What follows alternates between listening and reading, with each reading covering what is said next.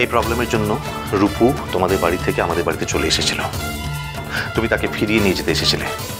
যাওয়ার সময় কিন্তু আমাদের বাড়ি থেকে কিছু শর্তর কথা বলা হয়েছিল। রূপু কিন্তু কিছু কন্ডিশনস দিয়েছিল তোমাদের, আর বছর ঘুরতে না ঘুরতে তুমি সব কন্ডিশন ভুলে গেলে। আমি কোনো কন্ডিশন ভুলিনি, বিশ্বাস করো। মানে তোমরা যদি আমার পুরো কথাটা শোনো, তোমরা যদি ঘটনাটা একবার দয়া করে শোনো, তাহলে বুঝতে পারবে যে ঘটনাটা আসলে কি হয়েছিল। আমি এত কথা শুনতে চাই না আর্য।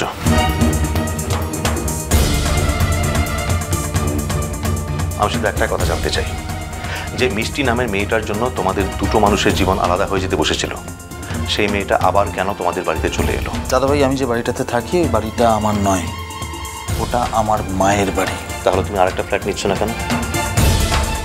সরি, আমার একটা নৈতিক দায়িত্ব আছে।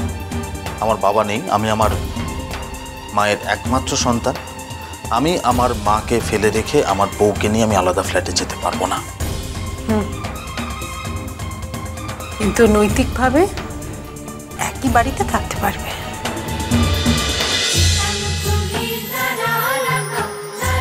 ইষ্টি কুটুম সোম থেকে রবি প্রতিদিন দুপুর 2টায় স্টার জলসায়।